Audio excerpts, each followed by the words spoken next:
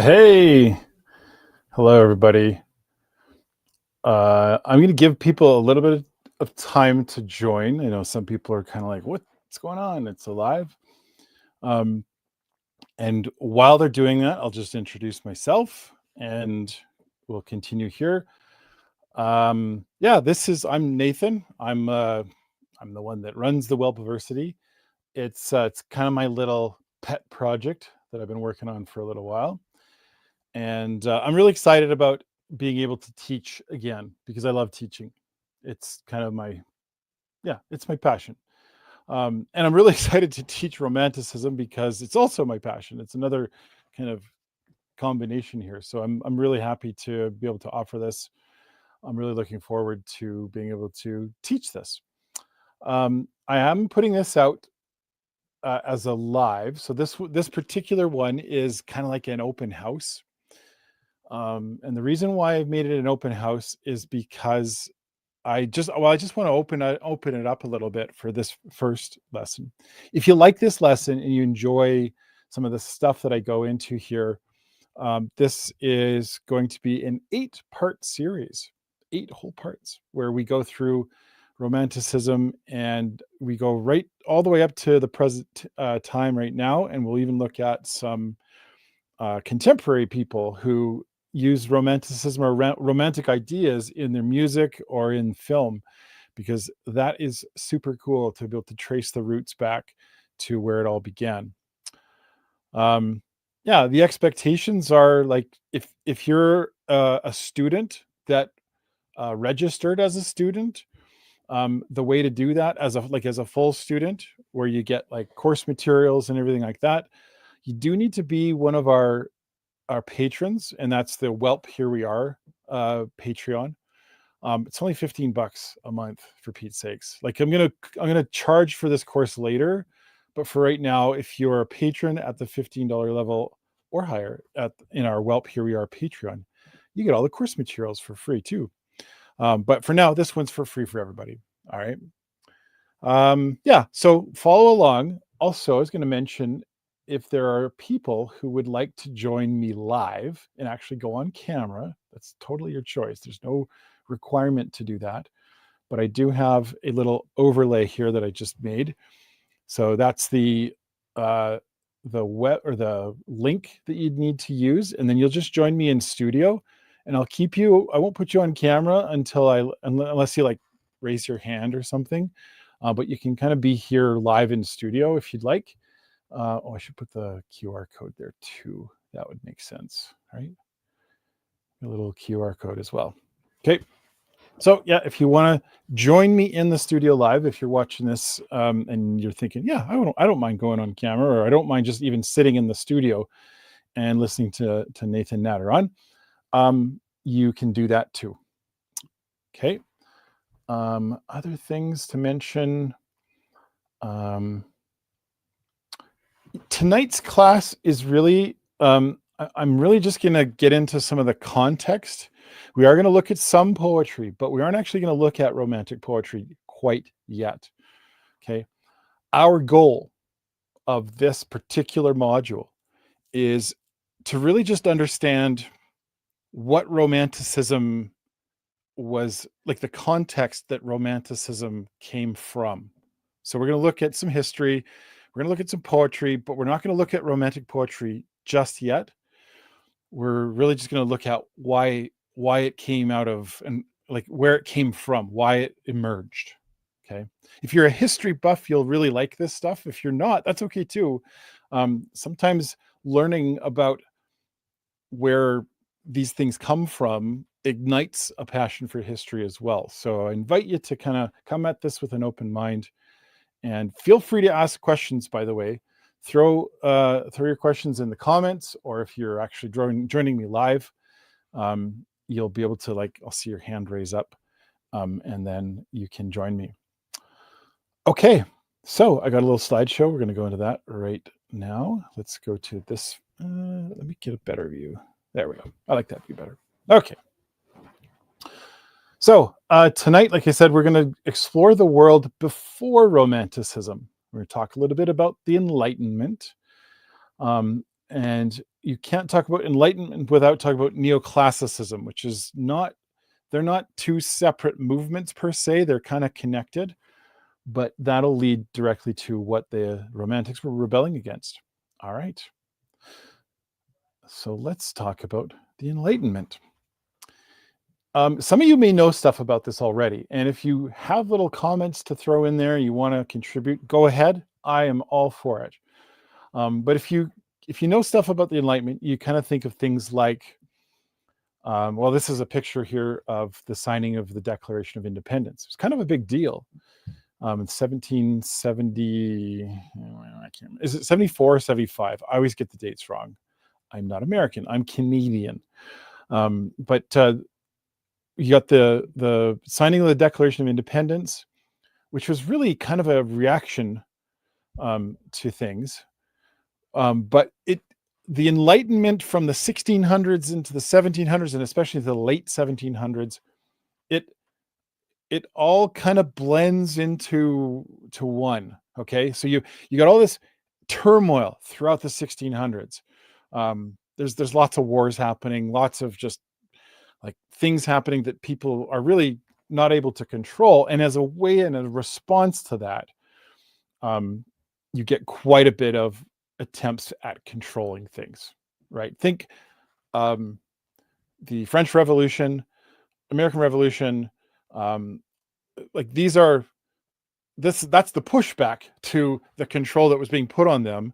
And as those revolutions happened, and it's like kings and queens are losing their lives and the American colonies are leaving, what's going on? That turmoil of everything, right, ignited people to like try to crack down on it, of course, right? Anytime you have that kind of situation where you've got so much political turmoil, I'm not going to try to make comparisons today, but when you have those situations in history where there's a lot of flux, a lot of problems, people try to like dictate and tell you this is the way it is. Okay. Now the poets, the people who are making literature, and even the artists were big on trying to like make sure we emphasize things like logic and science and order. And when we look at poetry specifically, there's a really interesting pattern in the neoclassicals, okay? Because they're kind of a response to the Enlightenment, and it's goes right hand in hand with all these attempts to kind of quell all these rebellions. Okay, the neoclassicals, they love the Greeks because they think, oh, the Greeks and the Romans, man, they were able to keep it all together and keep that empire going, right? So they look back in history and they look back at the old forms and they're like, nope, that's the way it's done. Okay. So everything, it has to be balanced, right? When we're talking about things, everything, we got to restrain ourselves. We don't give in to our passions. When you look at the poetry, it's filled with witty puns, and they're not even funny, by the way. Like the puns in neoclassical poetry, they're dad jokes like on steroids, but the real part is that it's all this attempt to sound really, I know what I'm talking about. So they the poetry, and we're going to look at some of it in a second here, but it's very pretentious, but at the same time it's intended to well, the term that they use, they loved this term, was et dulce et utile. And of course they love to baffle you with Latin all the time, and that just means to et dulce, to delight, et utile, to instruct. Okay, poetry, literature, art, it had to both teach you a lesson and be mildly exciting, right? But if it didn't teach a lesson, throw it out. It wasn't any good, right? Again, the reinforcing this, we got to teach lessons. We got to help people learn and do what we tell them.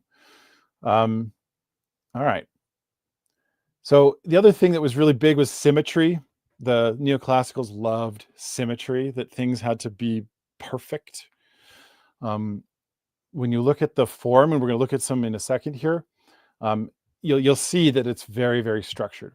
All right, so I'm going to show you the first one. This is by a man named Samuel Johnson, very well-known neoclassical poet. Let's just look at the title here, right? Ready? And this is from, by the way, the poem is enormous. From the Vanity of Human Wishes. Doesn't that title just get you all excited? Okay, the 10th satire of Juvenal, imitated. Thanks for that little clarification title. All right, here we go. Let observation with extensive view survey mankind from China to Peru. Remark each anxious toil, each eager strife, and watch the busy scenes of crowded life. Then say how hope and fear, desire and hate, o'erspread with snares the clouded maze of fate, where wavering man, betrayed by venturous pride, to tread the dreary paths without a guide, as treacherous phantoms in the mist delude, shuns fancied ills or chases airy good. All right, I'm not going to do the whole thing. I hope you can hear something. If you're listening along and you're noticing something about the style or the structure, post it in the comments. I'm really curious. Before I tell you, I want to see what you're picking up on in the language, the structure, the cadence. It's another good word, like the beat. What are you hearing? What are you seeing? Okay, you may need to read it one more time on your own if you want. Have a quick look. I'll read it out loud one more time, and I'll see if you can hear it. Actually, I'm going to do something different. I'll read it a different way than I did the first time. Ready? Here goes. Let observation with extensive view survey mankind from China to Peru. Remark each anxious toil, each eager strife, and watch the busy scenes of crowded life. Then say how hope and fear, desire and hate, o'erspread with snares the clouded maze of fate. Can you hear it yet? Okay, Emily, good one. So yeah, lots of rhyming. That was a big deal to the neoclassicals. It had to rhyme. Every line, it's got to rhyme, right? It was like a rule. You can't break that rule. Poetry has to rhyme to the neoclassicals. That was a big and really important rule. What else do you hear? What else do you see? Anything? I was kind of giving it away in the way that I was. Hey, this is a fancy term. It's got a beat. You bet it's got a beat. The fancy term for this, and some of you probably heard this if you were paying attention, and it's okay if you weren't in high school or junior high, is iambic pentameter. By the way, it's from the neoclassicals. Well, the neoclassicals and then later the modernists in the early 1900s that we get these terms from. But it's called iambic pentameter. And the reason why it's an iambic pentameter, because it goes da-da, da-da, da-da, and there's 8 pentameter. So there's 8 da-dats, right? Let observation with extensive view. Da-da, da-da, da-da, da-da, da-da. Wait a second, pentameter. I've got that wrong. It's 5, not 8. Pentameter, 5 meters. Let observation with extensive view. Why did I get 8? Why am I thinking 8? Anyway, I don't know where that came from. Survey mankind from China to Peru, right? It's going to be iambic pentameter all the time. Okay, but this is a classical thing. This is like the Romans and the Greeks. They loved this thing. It was just like they made this idea up that it all had to be like this. By the way, Shakespeare, most of Shakespeare, well, not all of it. Whenever the royalty speaks, they always speak in iambic pentameter, right? The king's preferred speech. And whenever the peasants speak, it's almost never rhymed or has any meter, because peasants, they don't need to speak like that. Anyway, that's a side note. All right, so that's Samuel Johnson. We're not going to go super deep into him. We are going to look at a very pretentious man by the name of Alexander Pope. Okay. Yes, heroic couplets. He's very well known for this. And oh man, he was really well known for making sure that you were a master of, it's not poetry unless it's absolutely perfect, right? Okay.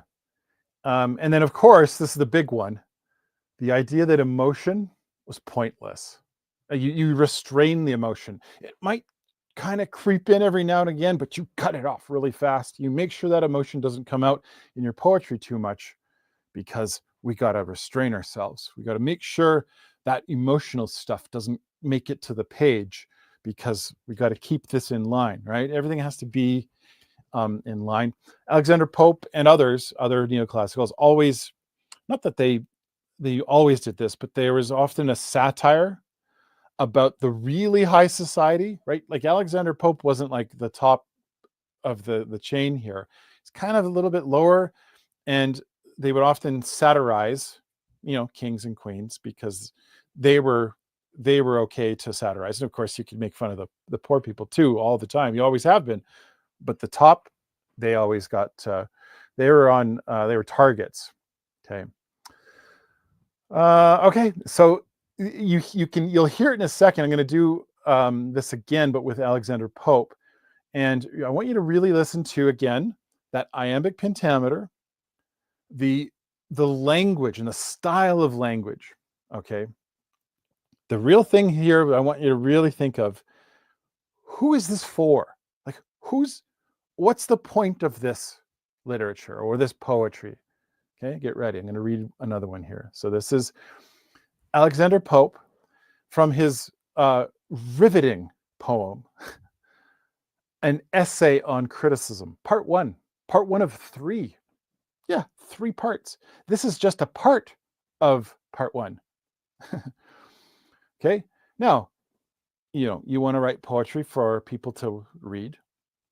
What better way to do that than to start in Latin? Sounds good.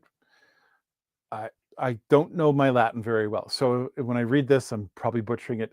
Sicid novisti rectius istus candidus imperfecti, si non his utere mecum. And then there's the translation. If you have come to know any precept more correct than these, share it with me, brilliant one. If not, use these with me. And then got a quote, where you got it from, like directly from Horace. Again, he's an old classical Greek, Roman. All right, part 1. Here we go, part 1. 'Tis hard to say if greater want of skill appear in writing or in judging ill. But of these 2, less dangerous is the fence to tire our patience than mislead our sense. Some few in that, but numbers err in this. 10 censure wrong for one who writes amiss. A fool might once himself alone expose. Now one in verse makes many more in prose. It's dripping with pretentiousness. Okay. But I want to, anything else? Does anyone else notice anything beyond just simply that iambic pentameter and the rhyming? What do you notice about the tone? About here's the big question: who's this for? Yeah, who's the audience for this? Can anyone make a guess? I'd really love to hear what people have to say. Okay, I'm going to wait a little bit, but I'm curious to know who do you think is the audience for this kind of stuff?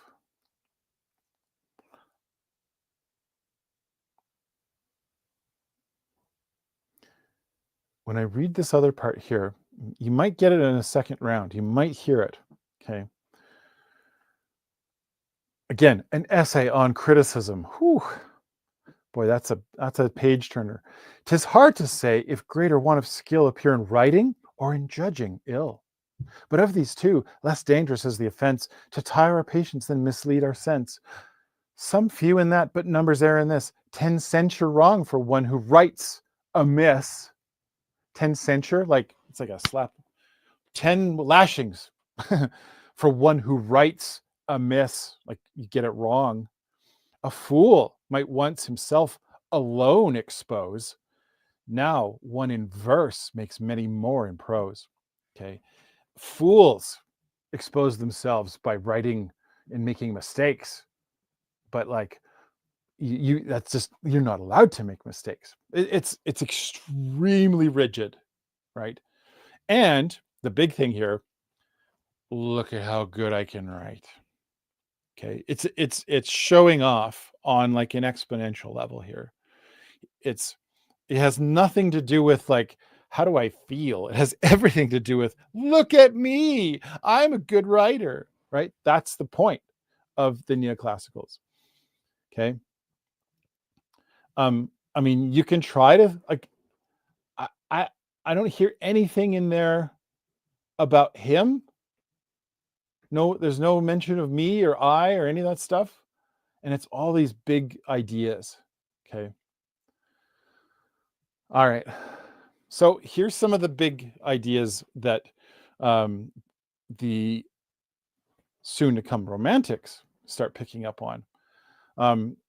Because emotion was just not part of the picture, all right, because it was just entirely not even mentioned, and whenever it did come up, it was such a struggle. People needed an outlet to do this. And by the way, like one of the biggest motivators of change really was the fact that here's all these people who have now declared their freedom in the United States, and the United States has its own romanticism. In England, right, there's lots of pressure to get rid of the king, and they end up coming up with a constitutional monarchy over time. The French just killed all their kings off with their heads. There's all this new ideas of like, hey, we have power. Like human beings we're not supposed to live in this like, king, queen, and now it's just, us as underlings. We now have power that we can do something with. And how do we express our emotion now that we're less controlled and less told what to do? Because that idea of individuality is now, like, especially with the changes politically, this old classical form is like garbage. How do you express yourself in iambic pentameter when you really have these overwhelming emotions? How do you get that out? You can't.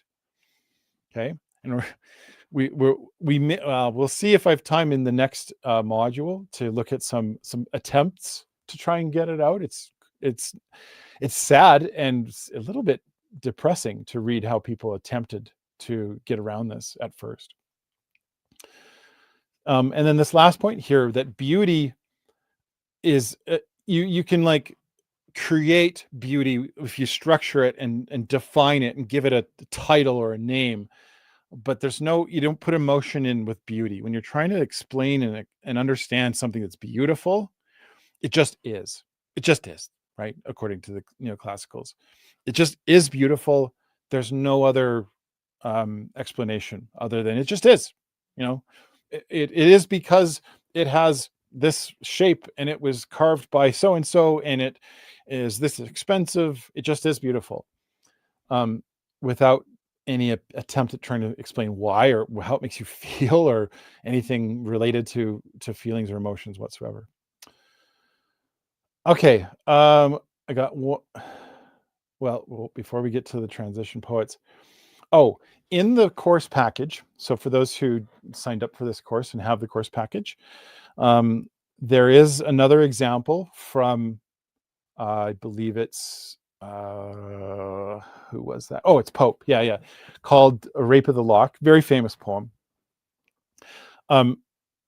Where Pope is trying to describe this very like horrific defeat on a battlefield, and he just it's like the Rape of the Lock sounds like, oh, what is this? This sounds very tragic. It's so hard to read. It's too much. It's way over explained. It's why I think many people hate literature, because they might have been shoved this in their face at one point and said, this is high society, this is good stuff, and they start to read it and they just felt like, I'm not getting anything out of this, right? I mean, yeah, for quite a while, even after the neoclassics kind of faded away, people kept going back to them, going like, "Oh, we should get back in line, like Pope always told us to do." Okay, and it didn't quite ever resonate. There are people today, by the way, who still love just the neoclassicals, still use them as examples of the best poetry ever written. Okay, they're not in the majority, by the way. People who love neoclassical poetry, um, well, I should differentiate. There's people who love neoclassical poetry because of they love the sound of it and then how it, and that's different than going, this is the best poetry ever, right? Those are two different things. Because when you say it out loud, it actually is quite beautiful, but I'm not like posting it on my wall or writing songs about it or using it as a way to help me process complex feelings. Not at all. Right? There's zero vulnerability in it. No one ever gets vulnerable in neoclassical poetry. It's all about, look at me, like, look how great I sound. Okay. All right. So just to quickly recap before I go into the next part of this, it was about keeping order, applying to reason, right? That things all have a logical sequence. The technique had to be perfect. It was that things are universal truths that we have to like hold up and really show to people. I mean, you can make great arguments that we're kind of in a bit of a cycle like that, in a way now, where we're trying to figure out, post internet boom, what do we do with this explosion of information? There's lots of people trying to like keep it from, disrupting society. So you can see why there's these kind of ebbs and flows in over time.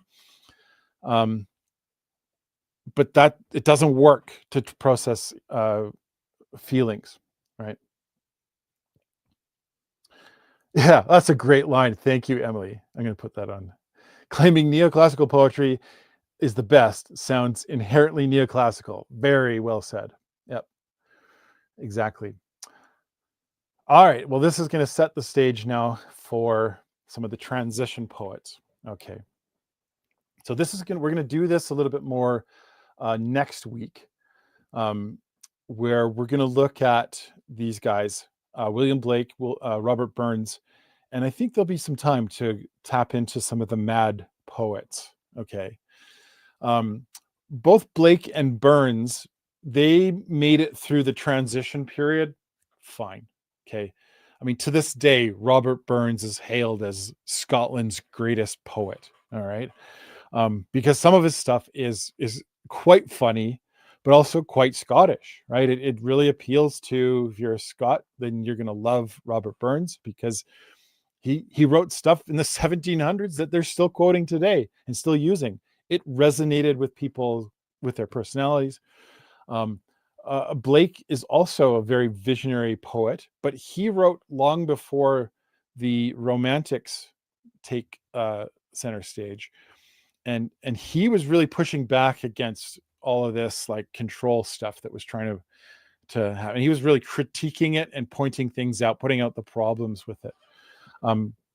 Very, very wonderful poet. We're going to look a little bit closer at their poetry next week. But the one that I have a real soft spot for these next ones. But I can't really, I can go into a little bit with these guys, but I don't want to take up too much time next week. Thomas Gray, Thomas Chatterton, and William Cooper.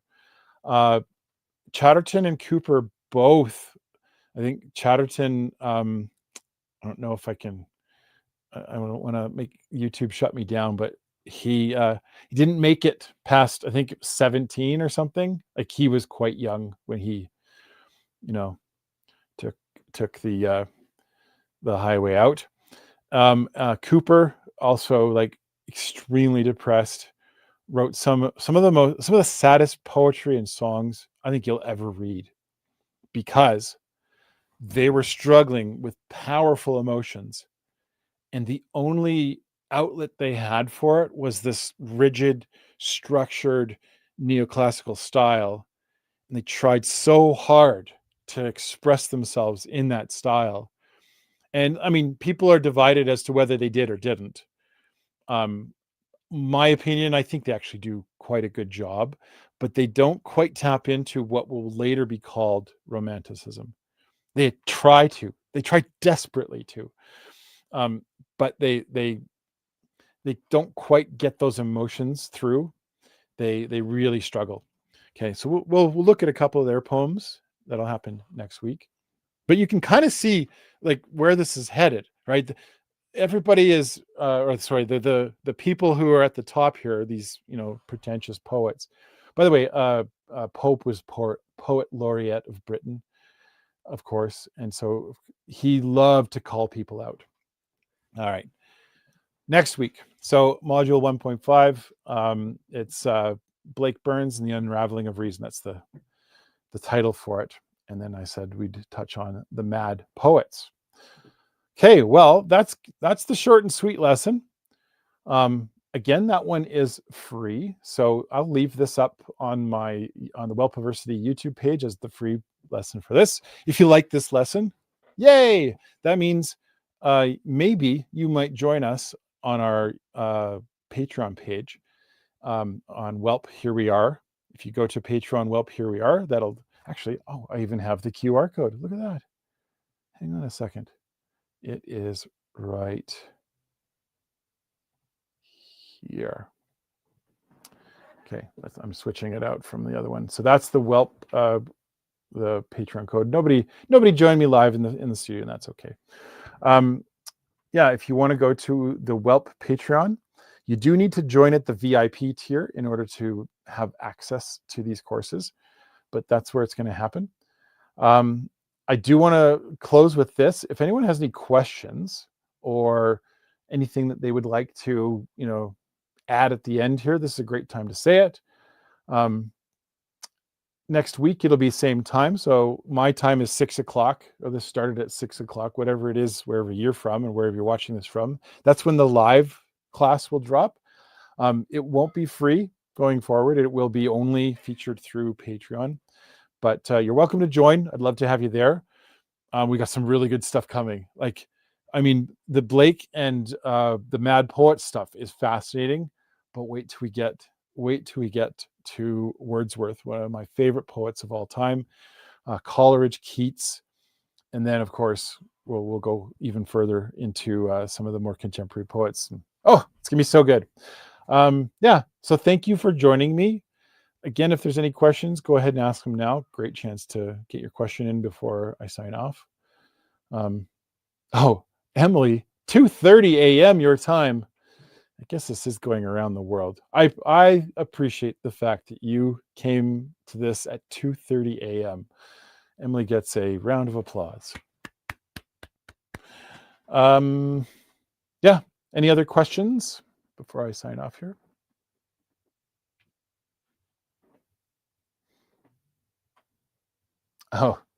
Good. You don't have to work on Friday. That's good.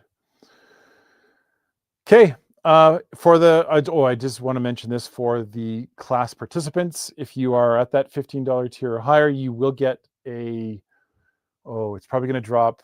I'll make it drop sooner. It was supposed to drop at 7:10, but there's like a course. What am I trying to say? Like a course summary, but a more detailed version of what I said. And if I missed anything, it's in there. And then, of course, there's the course package that you guys have that I put in Patreon. So you're welcome to peruse that. And then, I look forward to next week. If there's no other questions, then I'm going to sign off. Thanks, everybody. It was a lot of fun. I'll see you next week.